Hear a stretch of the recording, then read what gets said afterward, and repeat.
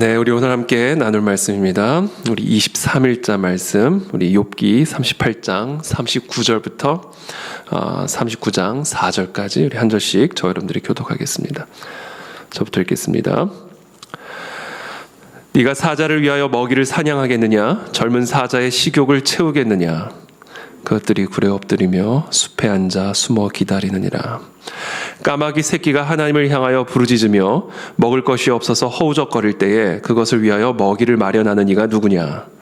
산염소가 새끼 치는 때를 네가 아느냐?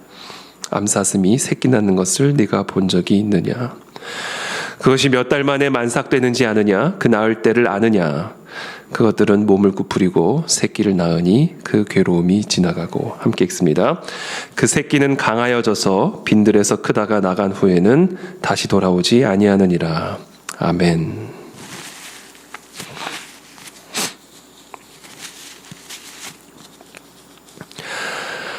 네, 어저께는 우주 세계, 천하 세계, 천체 세계에 대해서 우리가 나눴습니다. 그래서 이 천체 세계를 통해서 나타나는 하나님의 이 신실하신 사랑, 사실은 하나님이 우리를 붙들고 계시는 게 사실은 잘 느껴지지 않을 수가 있죠. 우리의 삶에 어려움이 임하거나 또 이 세상에 여러 가지 위기가 닥치게 되면 하나님이 우리의 삶을 정말 붙들고 계시는 것인가? 하나님이 우리의 삶을 정말로 돌보고 계시는 것일까? 이런 의심이 들 수밖에 없고, 또 우리도 모르게 우리 마음속에 염려와 두려움이 생겨날 수가 있습니다. 욥의 상황이 그런 상황이죠. 갑작스러운 폭풍우가 욥의 삶에 불어닥쳤을 때 욥의 마음과 생각에는 오로지 온통 하나님에 대한 원망, 또 이해할 수 없는 그런 혼돈, 그것으로 가득 찼던 욥의 상태를 볼 수가 있습니다. 이처럼 우리가 우리의 삶에 이게 폭풍우, 이게 자연적인 의미든 아니면 상징적인 의미든 우리의 삶에 폭풍우가 임하게 되면 우리의 내면에도 우리의 영혼에도 이제 폭풍우가 임하게 되는 것이죠. 욥의 고백, 또 욥기를 통해서 우리가 보게 되는 장면입니다. 자, 그렇다면 어떻게 하면 그 내면에 임한 그 폭풍우를 잠잠케 할 수 있을까? 우리 내면에 임한 폭풍우를 잠잠케만 할 수 있으면 우리의 삶에 임한 것이 자연적인 폭풍이든 상징적인 의미에서의 폭풍이든 우리의 내면에 이 폭풍우를 잠잠케 할 수 있다면 우리의 현실이 어떤 폭풍우 가운데 있다 할지라도 우리는 그 현실 속에 임한 폭풍우도 잠잠케 할 수 있는 권능, 권위를 가질 수가 있게 되는 겁니다. 그래서 제가 지난 주일에도 말씀드렸지만 모든 영적 전쟁은 골방에서 끝난다. 골방에서 내 내면에 평안의 샘이 터지면 그러면 끝난다, 게임은. 하나님께서는 욥에게 그 비결을, 아주 중요한 비결 하나를 가르쳐 주는 것이죠. 질문을 던집니다. 욥으로 하여금 도저히 답변할 수 없는 그런 폭풍 질문을 던짐으로써 네가 이 질문에 대해서 답변할 수 있는지를 한번 생각해 봐라. 그러면서 이 우주 전체 세계를 다스리고 지배하고 붙들고 계시는 그 하나님의 손길을 하나님께서 다시금 상기케 하시는 거죠. 욥으로 하여금. 그래서 사실 어떻게 보면 욥의 마음 안에는 하나님이 나를 버리셨나? 하나님의 사랑의 손길을 나를 떠났나? 이런 각종 다양한 의심들이 들 수밖에 없는 상황이었지만, 우주 세계를 창조하시고 이 우주 세계를 나를 위해서 붙들고 계시는 그 하나님의 그 광대한, 그리고 정교하고 치밀한, 그 섬세한, 흔들림 없이 변함없는 하나님의 손길을 이 욥이 다시금 상기하면서 아마 이 마음속에 정말 풍랑이 일었던 그런 염려와 두려움과 절망이 잠잠해지는 그런 경험을 반드시 했으리라 믿고, 또 우리는 그 했음을 욥기를 통해서 확인할 수가 있죠. 이후의 고백들을 통해서 우리가 확인하게 되는 것이죠. 그래서 여러분, 오늘 이 욥기 우리 며칠간 계속해서 이 하나님의 이 폭풍 질문을 우리가 함께 묵상을 하고 있는데, 이 질문들을 여러분들이 깊이 상고하면서 비록 지금 우리의 현실적인 삶에는 어떤 위기나 어려움이 있을지는 모르겠지만, 그러나 더 광대한 차원에서, 더 높은 차원에서 하나님이 우리 인생을 지탱하고 계시고 이 땅을, 이 지구를, 이 땅에 살아가는 모든 인류의 생명을, 삶을 책임지고 붙들고 계시는 그 하나님의 그 거대한 광대한 손길, 치밀한 한 치의 오차도 없는 그 정교한 그 하나님의 전능하신 손길들을 오늘 이 아침에 우리가 다시 한번 깊이 상고하면서 우리 마음에 어떤 종류의 염려와 두려움도 남아있지 못하도록 평강의 샘이 터지는 그런 은혜를 이 새벽에 우리 모두가 함께 경험하고 누리게 되기를 축복합니다. 오늘은 동물 세계입니다. 네가 사자를 위하여 먹이를 사냥하겠느냐? 젊은 사자의 식욕을 채우겠느냐? 그것들이 굴에 엎드리며 숲에 앉아 숨어 기다리느니라. 네가 사자를 위해서 먹이를 사냥해 본 적이 있느냐? 젊은 사자의 식욕이 너 얼마나 대단한지 아냐? 근데 네가 그 젊은 사자의 식욕을 채우는 법을 알 수가 있겠느냐? 그것들이 굴에 엎드리며 숲에 앉아 숨어 기다리느니라. 이번에 또 41절에 까마귀 새끼를 이야기합니다. 까마귀 새끼가 하나님을 향하여 부르짖으며 먹을 것이 없어서 허우적거릴 때 그것을 위하여 먹이를 마련하는 이가 누구냐? 그렇죠? 인간은 뭐 어떻게 해서라도 일을 해서라도 뭐 먹을 것을 구할 수 있다 해도 이 동물들은 어떻게 할까? 그게 참 궁금해요. 그렇죠? 사자도 마찬가지고 천하의 제왕이면 뭐 합니까? 천하의 제왕이면 뭐예요? 아무거나 먹을 수 있는 게 아니잖아요, 사자가. 그렇죠? 까마귀 새끼. 그렇죠? 하늘에서 날아다니는 까마귀 새끼가 어떻게 먹을 양식이 없어 허우적거리면 그걸 어떻게 먹이를 마련할 수가 있을까?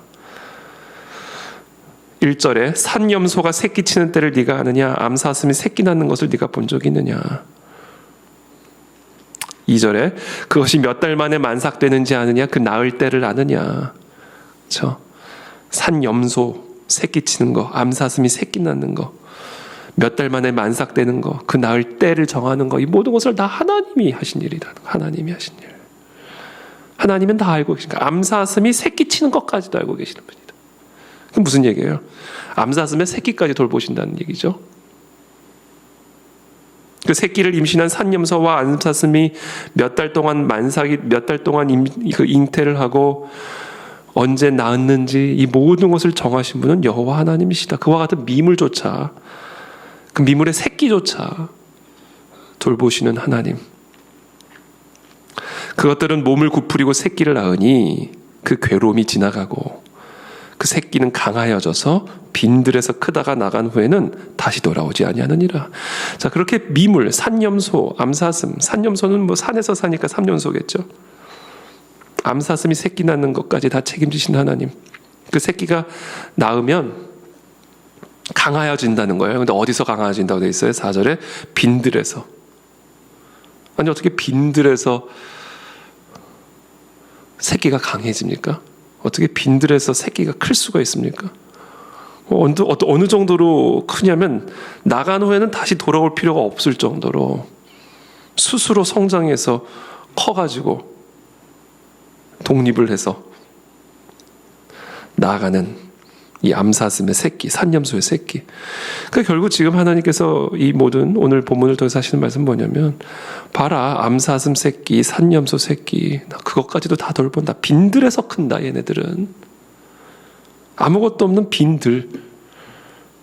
빈들에서 강하여져서 크다가 나간다. 결국 하나님께서 하시는 말씀은 뭡니까? 사자든 젊은 사자든 사자 새끼든 까마귀든 까마귀 새끼든 산염소든 산염소 새끼든 암사슴이든 암사슴 새끼든 이거 다 하나님이 다 돌보시고 먹이시고 크고 성장시키셔서 살아가게 하시는 거다. 하물며 너희일까 보냐 이 믿음이 작은 자들아. 예수님이 하시는 말씀이죠. 하도 무엇을 먹을까 무엇을 마실까 염려를 하니까 예수님이 도저히 그게 그렇게 염려가 되면 자연세계를 좀 봐라. 자연세계를. 저 동물세계를 좀 봐라.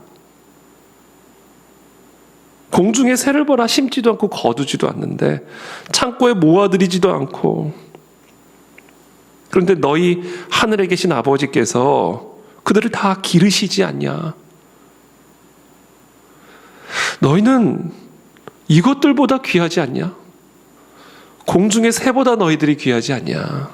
하나님께서 이 공중의 새도 심지도 않고 거두지도 않고 창고에 모아들이지도 않는 이 공중에 나는 이 미물 새, 그게 까마귀든 그게 뭐든 그들도 하나님께서 기르시는데 너희일까 보냐, 이 믿음이 적은 자들아. 그러면서 예수님이 한 말씀도 하시죠. 너희가 염려함으로 그 키를 한 자라도 더할 수 있냐. 그래서 그 키를 한 자라도 더하냐는 건 너의 목숨을 연장할 수 있느냐.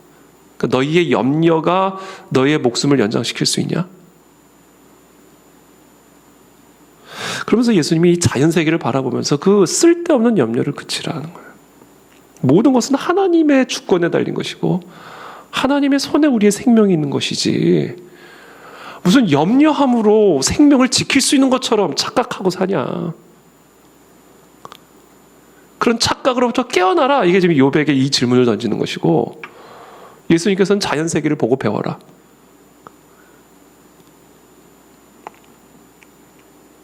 그렇게 걱정이 되면 새 앞에서 무릎 꿇고 배우려는 거예요. 새 앞에서.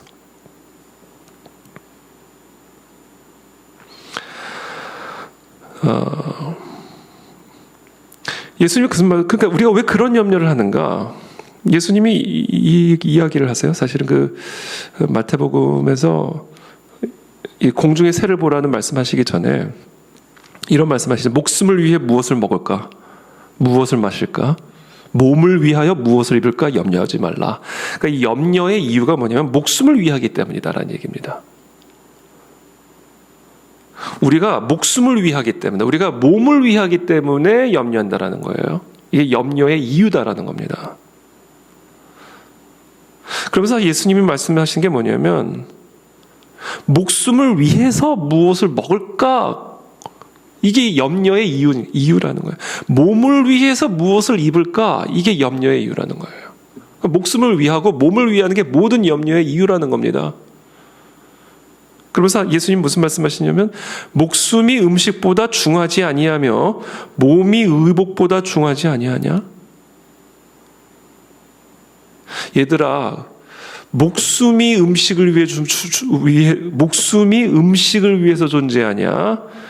아니면 음식이 목숨을 위해서 존재하냐? 몸이 의복보다 중하지 아니하냐? 얘들아, 몸이 의복을 위해서 존재하냐? 아니면 의복이 몸을 위해서 존재하냐? 너희가 왜 염려하는지 아느냐? 목숨을 위하기 때문이다.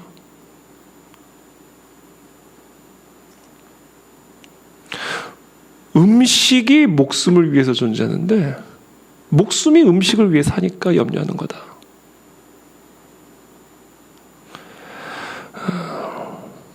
의복이 몸을 위해서 존재하는데 너의 몸을 위하니까 몸으로 의복을 위해서 사는 존재가 되는 거 아니냐.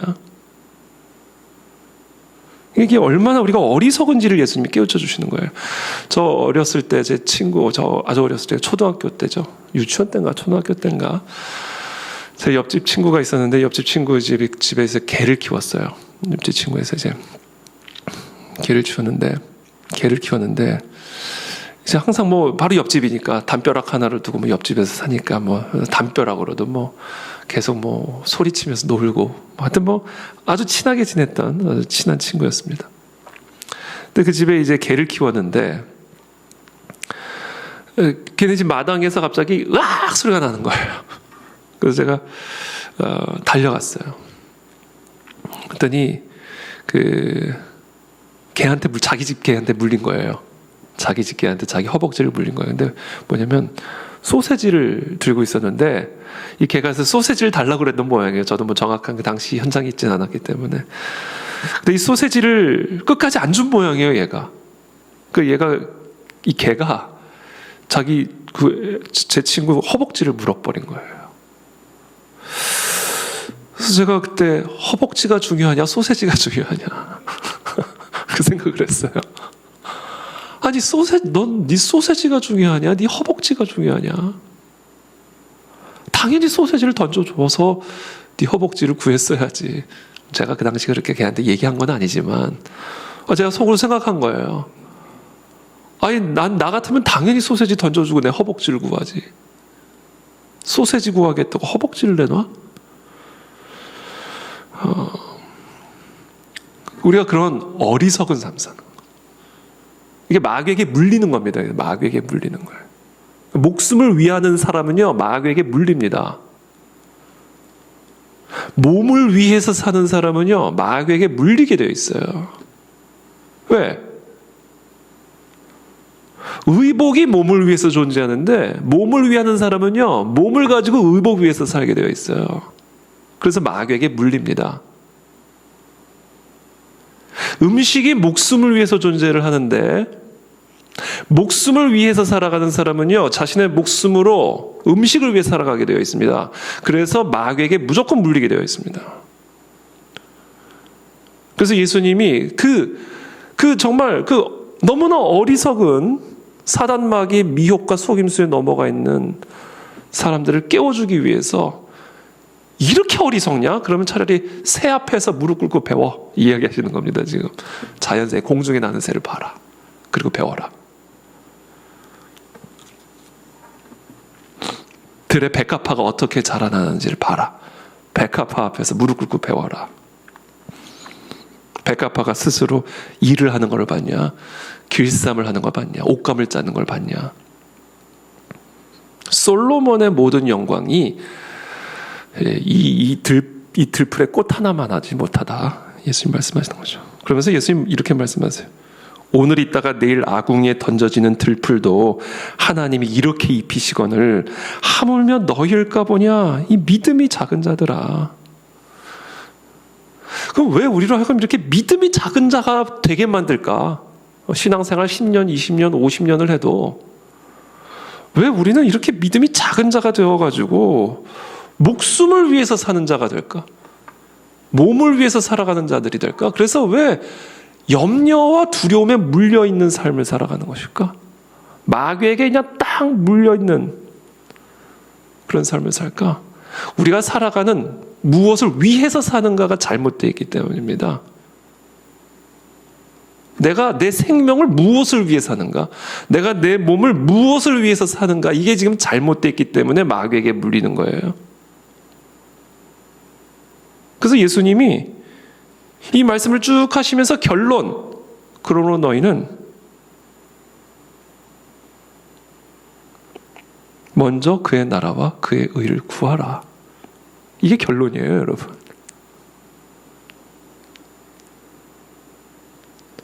이방인들처럼 이런 거 구하는 삶 살지 말고 너희 하늘에 계신 하나님 아버지께서는 너희에게 무엇이 필요한지를 이 우주 만물을 우리를 위해서 유지하고 지탱하고 창조하고 계시고 붙들고 계시는데 그 광대한 손으로, 그 광대하면서도 그렇게 치밀하고 정교한 손으로 우리의 삶을 지탱하고 계시는 그 하나님 아버지께서 우리에게 무엇이 필요한지를 모르시겠느냐? 우리의 목숨을 위하고 우리의 몸을 위하지 않으시겠느냐? 그러니까 그 믿음을 가지고 너의 목숨과 몸으로 무엇을 위해 살지를 재정비하고 재정돈해라. 여러분, 이것이 이 코로나가 우리에게 주는 메시지고 이 코로나가 우리에게 주는 유익입니다. 이 코로나를 통해서 이거 배우지 못하면요, 코로나 더 필요한 거예요. 더 필요할 수도 있어요. 하나님이 보시기에는 더 필요하다고 느껴지실 수도 있습니다.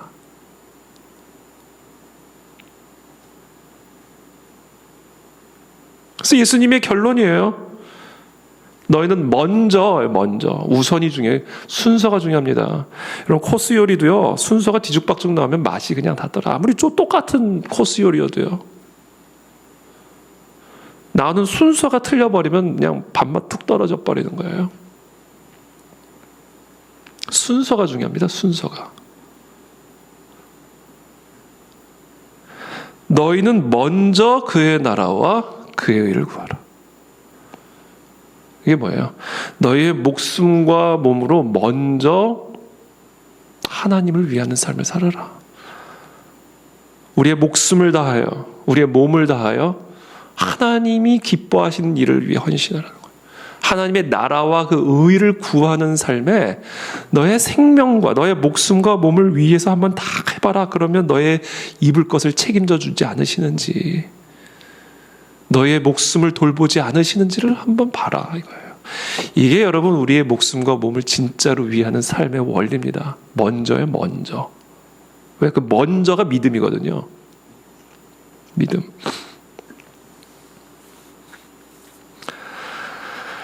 그래서 그 예수님은 이 자연 세계를 통해서 우리에게 말씀하시고 오늘 욥기를 통해서 이것을 말씀하시는 거예요. 특별히 오늘 이 사자 이야기가 나왔는데, 오늘 조금만 더 말씀드리면 이 사자 이야기가 나왔는데 39절에 네가 사자를 위하여 먹이를 사냥하겠느냐, 젊은 사자의 식욕을 채우겠느냐, 그것들이 굴에 엎드리며 숲에 앉아 숨어 기다리느니라. 제가 이 말씀 뚝딱 묵상하다가 제가 아주 오래전에 읽었던 책 한 권이 생각이 났어요. 사자도 굶어 죽는다. 제가 그 책 제목을 딱 보고는 너무 일단 제목 자체가 흥미로웠어요. 왜냐하면 사자가 굶어 죽을 거라는 저는 상상도 못했거든요. 왜? 사자는 초원의 제왕이니까. 사자를 잡아먹는 사람은 없잖아요. 사자를 잡아먹는 동물은 없잖아요. 먹이사슬에서 최고봉의 위치에 있다고 볼 수 있는 사자가 굶어 죽는다? 저는 그런 생각은 해본 적이 없었기 때문에 그 제목 자체가 되게 인사이트가 있다고 느껴졌어요. 서광원 씨라고 아주 좋은 책들을, 꽤 좋은 책들을 많이 쓰신 기자 출신의 작가인데, 그 책을 제가 오래전에 읽은 기억이 있습니다. 그 책의 내용을 제가 다시 한번 상기를 해보니까 이 사자가 3일에 한 번씩 사냥을 하는데, 이 사슴처럼 작은 가젤 한 마리를 잡기 위해서 서너 마리를 동원합니다. 사자 서너 마리가 사슴보다도 작은 가젤 한 마리 잡는데 동원이 돼요. 왜냐하면 사자는 몸집이 커가지고 속도가 가젤처럼 빠르지가 않아요. 그리고 치타 같은 동물도요, 한순간에 순간 속도는 확 빨라도요, 순간 속도를 확 낸 다음에는 열이 올라서 그 속도를 계속해서 유지를 못합니다. 그래서 정확한 타이밍에 정확하게 포착하지 않으면 사냥 실패로 끝납니다. 그러니까 사자 같은 경우는 뭐 속도도 빠르지 않지만 몸집도 크기 때문에 이 사슴과 같은 작은 가젤 한 마리 잡는데도 사자 서너 마리가 동원이 돼야 사냥이 가능한데, 그것도 사냥 성공률이 몇 %인지 아세요? 30%입니다. 그러니까 10번 시도해서 3번 성공합니다. 그러니까 사냥에 실패를 하면요, 그게 한 번, 두 번, 그러니까 10번을 시도해서 3번, 10번을 시도해서 3번 성공하니까, 그것도 그냥 대충 한 게 아니라 최선을 다한 결과가 그 정도니까 굶어 죽는 거죠. 그래서 그 사자도 굶어 죽는다 해서 결국 쭉 이제 그 기업에 대한 얘기인데, 이제 기업과 정신에 대한 이야기를 쭉 하는 책인데, 그러면서 그분이 그 이건희 회장의 승지원에는 이 수천 편의 자연 다큐멘터리가 있고, 구본무 회장은 세전문가고, 정몽구 회장이나 박삼구 회장 같은 분들은 이제 자연 매니아에서 등산을 그렇게 즐겨요. 자연 세계 속에서 경영의 원리를 배운다라는 거죠. 경영의 원리. 그러면서 이 사자도 굶어 죽는다 해서 이제 이분이 결국은 이 사자 세계에서 관찰하면서 내린 결론은 이거예요. 초원의 사자들은 다 한다. 천하의 사자라도 토끼 한 마리를 잡기 위해서는 목숨을 걸어야 된다라는 사실. 초원의 사자들은 다 한다는 거예요. 그게 하나님이 또한 정하신 섭리였다는 겁니다. 천하의 사자라도 토끼 한 마리를 잡기 위해서는 최선을 다해야 한다는 거죠. 그래서 오늘 이 말씀을 결국은 좀 하나로 이제 융합을 해서 이제 마친다면, 결론을 내린다면, 이 초원의 사자들도 토끼 한 마리를 잡기 위해서 생명을 거는데, 우리가 천하의 하나님 아버지를 믿는 천하의 하나님 아버지의 자녀로서 우리가 하나님 아버지를 생명 걸고 섬기고 생명 걸고 예배하고 생명 걸고 따라가야 되는 게 이게 당연한 이치가 아닌가. 이게 하나님이 정하신 자연의 원리고 영적인 원리고, 그러면서 이분이 성황원 씨가 사자도 굶어 죽는다 해서 결국 결론을 내린 게 뭐냐면, 생명 걸지 않으면 기업도 할 수 없고 아무것도 못 한다. 생명을 걸지 않는 삶에는 열매도 없다. 예수님도 말씀하셨죠. 미랄의 씨가 땅에 떨어져 죽어야 열매를 맺는다. 생명의 열매는요, 생명의 씨 뿌림을 통해서만 가능한 겁니다. 예수님이 그걸 명령하시는 거예요. 너의 몸을 위해서 의복을 위해서, 너의 몸을 위해서 의복을 구하지 말고, 그렇게 되면 반드시 너의 몸이 의복을 위하는 삶이 되니까. 너의 목숨으로 음식을 위해 사는 삶을 살지 말고, 왜? 그렇게 되면 너의 목숨이 의복을 위하는 삶이 되니까 그렇게 살지 말고, 그렇게 되면 사단에 물리니까 먼저 그의 나라와 그의 의를 구하는 삶으로 나아가라는 겁니다. 생명 걸고 하나님을 예배하라. 생명 걸고 하나님을 구하라. 생명 걸고 하나님을 지키라. 그러면 하나님이 우리의 생명을 지키시리라. 그러면 하나님이 우리의 삶을 돌보아 주시리라. 저는 이 코로나 이 시기를 통해서 우리가 그와 같은 우선순위의 회복, 또 하나님의 그와 같은 마음을 우리들이 다시 한번 깨닫고, 다시 한번 하나님 우리의 삶의 우선순위들을 점검하게 도와주시고, 우리의 삶의 목적과 방향을 다시금 천하의 하나님, 천하를 다스리시는 만군의 여호와 하나님에게 향하게 도와주시어서 우리를 그렇게 광대한 손으로, 그러나 그렇게 치밀하고 정교한 손으로 돌보시고 보호하시며 인도하시고 공급하시는 하나님의 은혜의 손길을 경험할 수 있도록 축복하여 주시옵소서. 우리 함께 기도하며 나가겠습니다. 기도하겠습니다. 살아계신 하나님 감사합니다. 오늘도 이 새벽에 우리에게 은혜의 말씀으로 우리를 깨워주셔서 감사합니다. 성령 하나님께서 우리에게 기름 부어주시어서 이 새벽에 우리를 돌보시고 또 공급하시며 인도하시는 그 하나님의 생명의 손길을 경험하고 누리는 우리 모두가 될 수 있도록 우리 모두를 축복하여 주시옵소서. 살아계신 하나님 감사합니다. 오늘도 이 새벽에 우리에게 주시는 이 생명의 말씀으로 은혜의 보좌 앞에 나아갑니다. 우리의 삶의 목적과 방향, 하나님 정말 의복을 위해서 살아가는 우리의 몸이 되지 않게 하시고, 양식을 위해서 살아가는 우리의 목숨이 되지 않게 도와주시고, 우리의 몸과 목숨으로 오로지 하나님의 나라와 의를 먼저 구하는 삶을 살아가게 도와주시어서 그 모든 것 위에 더하시는, 돌보시고 공급하시는, 지키시고 보호하시는 그 하나님의 광대한 그러나 동시에 정교하고도 치밀한 사랑의 손길을 경험하고 누리는 우리 모든 성도님들의 삶이 되게 도와주시옵소서. 마음의 염려와 두려움들은 다 떠나가게 도와주옵시고, 마음의 하늘로부터 임하는 참된 소망과 감사와 기쁨으로 충만한 그런 하루하루가 될 수 있도록 우리 모두에게 은혜를 베풀어 주시옵소서. 감사하며 예수 그리스도의 이름으로 기도하옵나이다. 아멘.